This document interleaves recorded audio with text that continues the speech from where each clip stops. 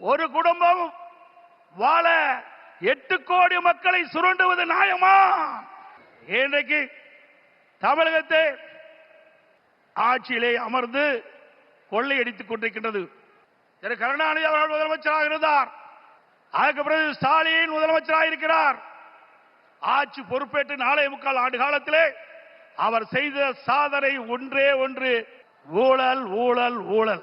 இன்றைக்கு திரு ஸ்டாலினுடைய குடும்பம் உலக அளவிலே மிகப்பெரிய பணக்கார குடும்பமாக திகழ்ந்து கொண்டிருக்கிறது.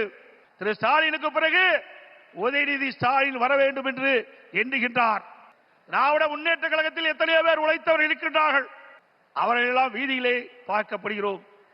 ஆனால் திரு கருணாநிதி குடும்பத்திலே பிறந்தவர்களுக்குத்தான் அந்த கட்சியிலும் இடம், அதிகாரத்தில் இடம்.